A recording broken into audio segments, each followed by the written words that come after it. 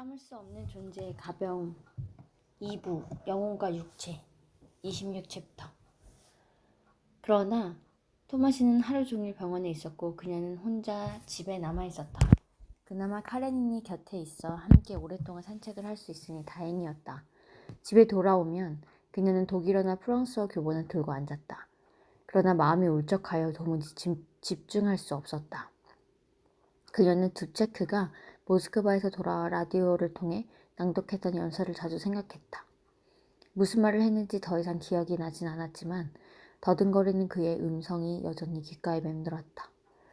그녀는 그에 대해 생각했다. 외국 군인들이 국가 수반인 둡체크를 그의 나라에서 체포하여 납치한 다음 우크라이나 산중 어딘가에 나흘 동안 감금했다. 그들은 12년 전 헝가리 대통령 이무레 나기에게 그랬듯이 그도 총살할 것이라고 암시했다.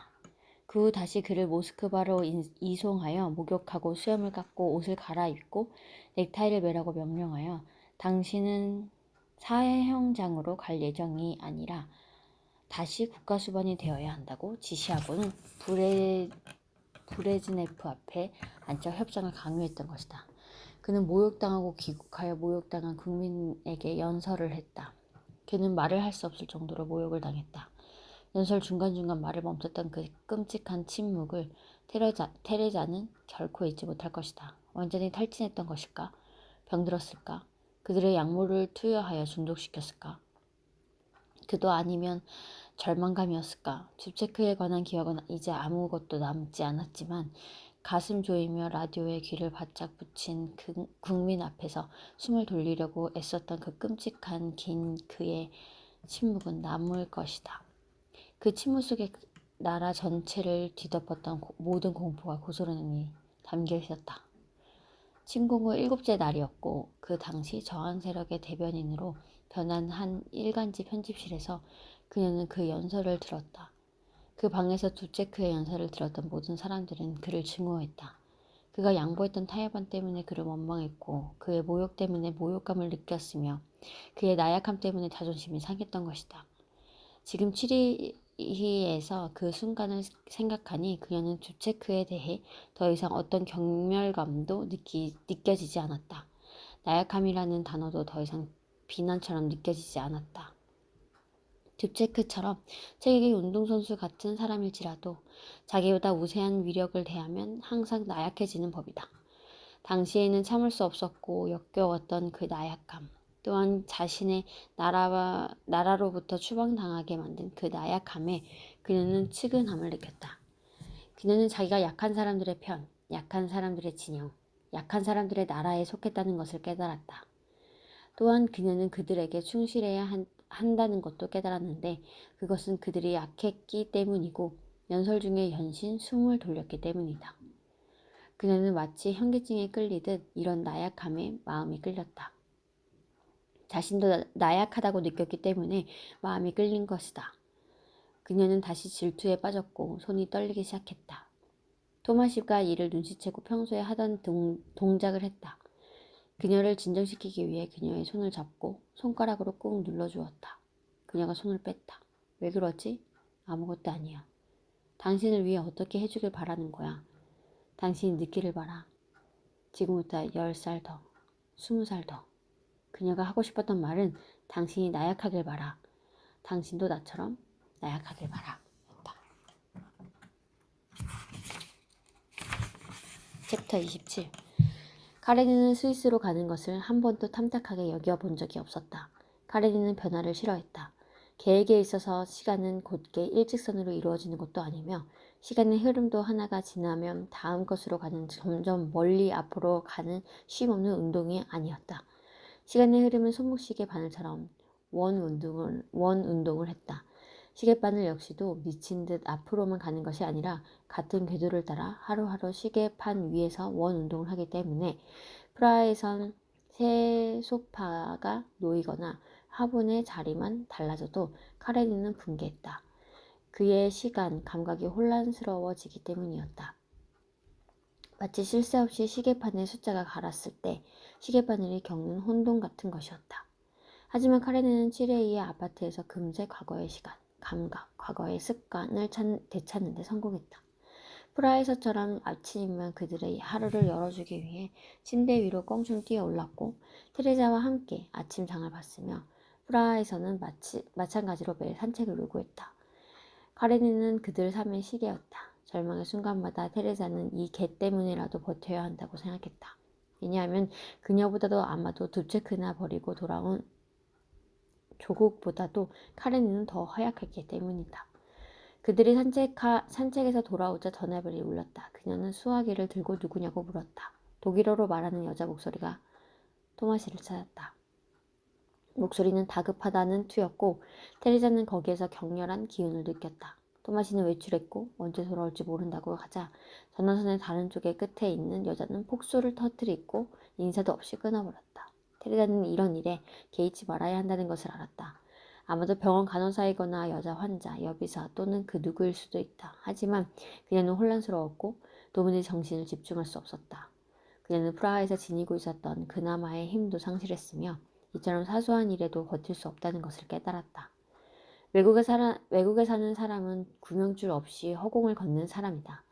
그에게는 가족과 직장 동료와 친구, 어릴 적부터 알아서 어렵지 않게 자신을 표현할 수 있는 언어를 지닌 나라, 즉 조국이 모든 인간에게 제공하는 구명줄이 없다. 프라하에서도 그녀가 토마시에게 의지하고 산 것은 분명하지만 그것은 단지 심리적 의지였다. 여기에서 그녀는 모든 면에서 그에게 의지하며 산다. 만약 그로부터 버림받는다면 그녀는 여기서부터 무엇이 될까? 그녀는 일생 동안 그를 잃을지도 모른다는 두려움 속에서 살아야만 할까? 그녀는 그들의 만남이 처음부터 오류에 근거했다고 생각했다. 그녀가 그날 겨드랑이에 끼고 있었던 안나 카레니나는 토마시를 속이기 위해 그녀가 사용했던 가짜 신분증이었다.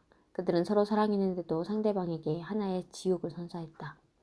그들이 사랑한 것은 사실이다. 오류가 그들 자신이나 그들의 행동 방식 혹은 감정에 기인한 것이 아니라 그들의 공존 불가능성에서 기인했다는 것이 그 증거다. 왜냐하면 그는 강했고 그녀는 약했기 때문이다. 그녀는 말하던 중 30초쯤 말을 멈추었던 줍체크 같았고 말을 더듬고 숨을 돌리고 말을 잊지 못했던 그녀의 조국과 같았다. 그러나 바로 그렇기 때문에 강해질 줄 알아야 하는 사람, 그리고 강자가 약자에게 상처를 주기에는 너무 약해졌을 때 떠날 줄 알아야 하는 사람이 바로 약자다. 이것이 그녀가 생각했던 것이다. 그러곤 카레닌의 털 복숭이 머리에 뺨을 대고 그녀는 말했다. 카레닌, 날 원망하지 마. 다시 한번 이사를 가야겠다. 챕터 28. 그녀는 무거운 트렁크를 위쪽에 짐칸에 얹고 열차 구석 자리에 앉았다. 카레니는 그녀의 발치에 웅크리고 있었다. 어머니와 함께 살던 시절 일했던 술집 요리사가 생각났다. 그는 틈만 나면 그녀 엉덩이를 살짝 때리며 여러 사람들이 보는 앞에서 그녀에게 동침을 제안했다. 바로 그 사람이 머릿속에 떠오르는 것이 이상한 노릇이었다. 그는 그녀에게 혐오감을 일으키는 모든 것 그 자체였다.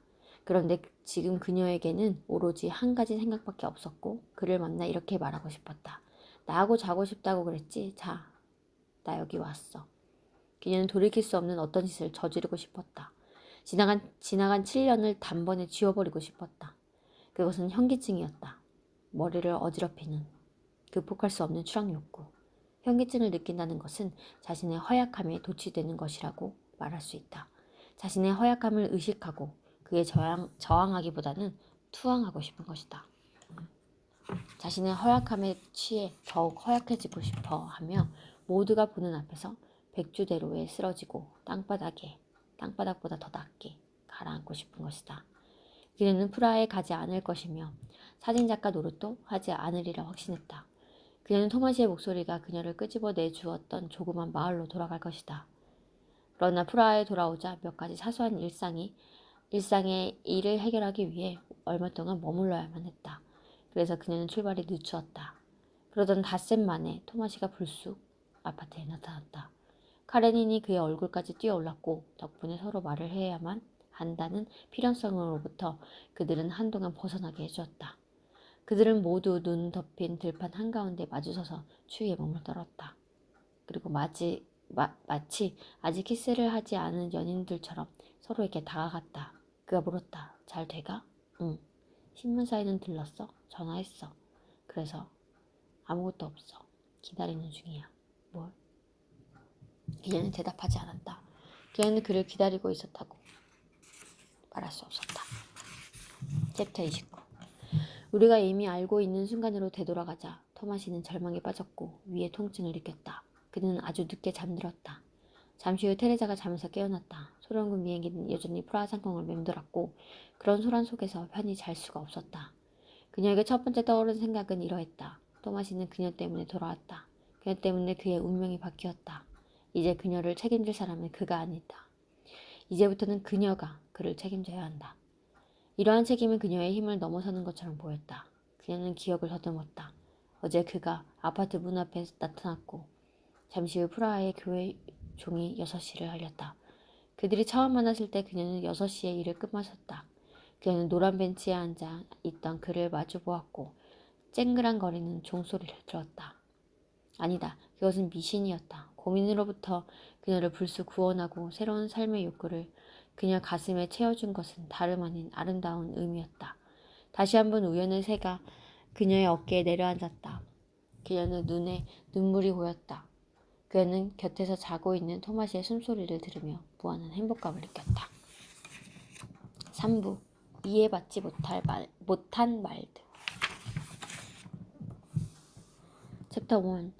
제네바는 분수와 호수의 도시다. 예전에 취주악단들이 공연했던 정자가 아직도 공원에 남아있다. 심지어 대학도 나무들 속에 파묻혀 있다. 오전 강의를 마친 프란츠는 건물에서 나왔다. 스프링클러에서 솟아오른 작은 물방울들이 잔디 위에 떨어졌다. 그는 기분이 대단히 좋았다. 대학에서 나와 그는 곧장 여자친구 집으로 갔다. 그녀는 거기서 몇 블록 떨어진 곳에 살고 있었다. 그는 그녀의 집에 자주 들렀지만 언제나 그녀의 배려 깊은 친구였을 뿐 결코 애인은 아니었다. 제네바에 있는 그녀의 아틀리에에서 만약 그녀와 정서를 나누었다면 그는 하루 동안 한 여자에게서 다른 여자로, 부인에게서 정부로, 정부에게서 부인으로 왔다 갔다 한 셈이었을 것이다. 제네바에 사는 남편과 부인이 프랑스식으로 한 침대에서 잠을 자니 그는 몇 시간 만에 한 여자의 침대에서 다른 여자의 침대로 가는 것과 마찬가지인 것이다. 그의 눈에는 이런 것이 애인과 부인을 모욕하는 짓이며 결국 자기 자신도 모욕하는 것으로 보였을 것이다. 몇 달 전에 그가 반한 이 여인에 대한 사랑은 너무도 소중해 그는 그의 삶 속에 그녀를 위한 독자적 공간, 범접할 수 없는 순수한 영역을 만들어내려고 고심했다. 그는 자주 외국 대학으로부터 강연 초청을 받았는데 지금은 모든 초청을 기다렸다는 듯 받아들였다. 초청만으로 충분하지 않았기 때문에 부인에게 그의 여행을 하기 위한 가공학회나 세미나를 꾸며대 부족했던 그의 외도 기회를 보충했다. 자기 시간을 마음대로 쓸 수 있는 여자친구는 그와 동행해 주었다. 그렇게 해서 그는 그녀에게 몇몇 유럽 도시와 미국의 한 도시를 단시간에 구경시켜줬다. 당신이 싫어하지만 않는다면 열흘 후 팔레르모에 갈 수 있을 텐데 라고 그가 말했다. 난 제네바가 더 좋아. 그녀는 이젤 앞에 서서 미완성의 그림을 들여다보고 있었다. 프란츠는 농담을 시도해보았다. 팔레르모를 모른 채 어떻게 살 수 있을까? 난 팔레르모를 알아. 뭐라고? 그는 거의 질투심 어린 어투로 물었다. 여자친구 하나가 그곳 엽서를 보내더랬지. 스카치 테이프로 화장실에 붙여놨는데 못 봤어? 그리고 그녀는 덧붙였다. 세기 초에 살았던 한 시인 이야기를 해줄게. 그는 아주 늙었고 그의 비서는 그를 데리고 산책을 했지. 어느 날 비서가 말했대. 선생님, 고개를 들고 저기를 보세요. 도시 위로 최초의 비행선이 지나가요. 나는 보지 않아도 상상할 수 있어. 선생은 눈길도 주지 않고 비서에게 대답했지. 그런 거야. 나도 팔레르모에 가 있는 내 모습을 상상할 수 있어. 다른 모든 도시와 마찬가지로 똑같은 호텔, 똑같은 자동차가 있겠지. 내 아틀리아에서는 적어도 그림들은 항상 다르지. 프렌치가 얼굴을 붉혔다. 그는 애정 행각과 여행의 관계에 대해 너무도 익숙했기에 팔레르모에 가자라는 그의 말은 추후도 오해의 여지가 없는 에로틱한 제안이었다. 그에게 있어 난 제네바가 더 좋아라는 그녀의 대답에는 오직 한 가지 의미만 있었다. 그의 여자친구는 그에게 더 이상 욕구를 느끼지 않는다. 정부 앞에서 이토록 자신감이 결핍되는 것을 어떻게 설명할 수 있을까? 그에게 자기 자신을 의심할 만한 어떤 이유도 없었다. 그들이 만난 직후 처음 호감을 드러낸 사람은 그가 아니라 그녀였다. 그는 미남이며 학계에서 또 출세 가도를 정상에 가 있어서 심지어 전문학자들 사이의 논쟁에서 그가 보여주었던 고차원 지식과 자기 주장은 동료들에게 경외의 대상이기도 했다. 그런데 여자친구가 그를 떠날지도 모른다는 생각을 왜 매일 되풀이해야만 할까? 나에게는 이 설명밖에 없었다. 그에게 있어서 사랑은 공적인 삶의 연장이 아니라 그 대책점이었다. 사랑은 다른 사람의 선의와 자비에 자신을 내던지고 싶다는 욕구였다. 마치 포로가 되려면 먼저 자신의 모든 무기를 내던져야 하는 군인처럼 자신에게 자신을 방기하고자 하는 욕구. 그리고 아무런 방어수단이 없는 상태에서 그는 언제 공격당할지 걱정하지 않을 수 없었다. 따라서 나는 프란츠의 사랑이란 언제 공격이 올지 끊임없이 기다리는 것이라고 단언할 수 있다. 그가 고민에 빠져있는 동안 여자친구는 붓을 놓고 방을 나갔다. 그녀는 포도주 병을 들고 돌아왔다. 그녀는 말없이 병을 열어 잔 2개의 포도주를 따랐다. 그는 가슴에 묵직한 돌덩이가 떨어지는 것을 느꼈다. 난 제네바가 더 좋아 라는 말은 그녀가 정사를 원하지 않는다는 것이 아니라 반대로 이 외국 도시들에서 짧게 머무는 동안 그들의 은밀한 순간을 억제하는 것에 신물이 났다는 것을 의미했다. 그녀는 잔을 들어 단숨에 비웠다. 프란츠도 자기 잔을 들어 함께 마셨다. 팔레르모에 가지 않겠다는 거부가 사실은 정사로의 초대라는 것을 확인하고 그는 매우 흡족했지만 곧이어 어떤 아쉬움도 느꼈다. 여자친구는 그가 그들의 관계에 도입했던 순수성의 법칙을 위반하려고 결심한 것이다. 그녀는 그가 그들의 사랑을 진부함으로부터 보호하고 가정생활로부터 철저하게 분리하기 위해 기울였던 고뇌에 찬 노력을 이해하지 못한 것이다. 제네바에서 정부와의 섹스를 자제하는 것은 실은 자신이 다른 여자와 결혼하는 것에 대해 스스로에게 가하는 형벌이었다. 그는 이런 상황을 어떤 오류나 흠집으로 받아들이며 살았다. 부인과의 애정생활에 대해서는 실상 언급할 가치도 없는 일이지만 그런데도 그들은 상대방의 탁한 숨소리에 잠에서 깨기도 하고 상대방의 역한 체질을 맡으며 한 침대에서 잠을 자는 사이였다. 그는 차라리 혼자 자는 것을 선호했을 테지만 공동침대는 결혼의 상징이며 상징이란 잘 알다시피 신성불가침한 것이다. 매번 부인 곁에 누울 때마다 그는 부인 곁에 누우려는 자기의 모습을 상상하는 여자친구를 생각했다. 이런 생각을 할 때마다 수치심이 느껴졌다. 그래서 그는 부인과 함께 자는 침대와 정부와 섹스를 하는 침대 사이의 공간을 가능하면 넓히려고 노력했다. 그녀는 포도주 한 잔을 더 따라 한 모금 마시더니 묵묵히 프란츠가 그 자리에 없는 것을 이상하리만큼 무표정하게 천천히 블라우스를 벗었다. 그녀는 연극영화과 학생이 보는 사람이 아무도 없고 혼자 있을 때 자신이 본래 모습을 보여주는 즉흥 연기를 연습할 때처럼 몸을 움직였다. 그는 치마와 브레지어만 입고 있었다. 그러더니 마치 방 안에 다른 사람이 있다는 사실이 갑자기 생각난 듯 프란츠를 오랫동안 바라보았다. 그는 그 시선이 불편했다. 왜냐하면 그 의미를 이해하지 못했기 때문이다. 모든 애인들 사이에는 그들도 의식하지 못하는 법률 같은 효력을 지닌 결코 위반할 수 없는 게임의 법칙이 순식간에 성립되는 법이다. 방금 그녀가 그를 바라본 시선은 그러한 법칙에서 벗어났다. 그 시선에는 평소 포옹에 앞서 시선과 몸짓과는 아무런 공통점이 없었다. 그 시선 속에서 도발도 애교도 없었고 오히려 일종의 질문 같은 것이 있었다. 다만 그 시선이 그에게 무엇을 묻고 있는지 프란츠는 전혀 몰랐을 뿐이었다. 그녀는 치마를 벗었다. 그녀는 그의 손을 잡아 몇 발자국 떨어진 벽에 기대어 있는 커다란 거울 쪽으로 그를 돌아서게 했다. 그의 손을 풀어주지 않은 채 그녀는 좀 전과 같은 뭔가 캐묻는 듯한 시선으로 그녀와 그를 번갈아가며 오랫동안 바라보았다.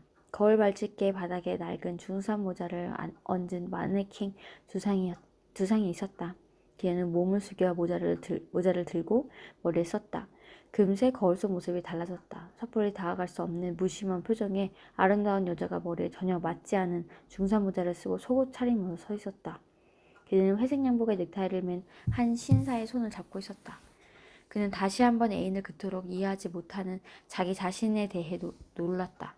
그녀가 옷을 벗은 것은 섹스에 초대하기 위해서가 아니라 이상한 게임, 두 사람만의 은밀한 해프닝을 연출하기 위해서였다. 그는 모든 것을 이해하고 받아들이겠다는 듯한 미소를 지었다. 그녀도 그에게 웃어 보이리라 생각했지만 그의 기대는 빗나갔다.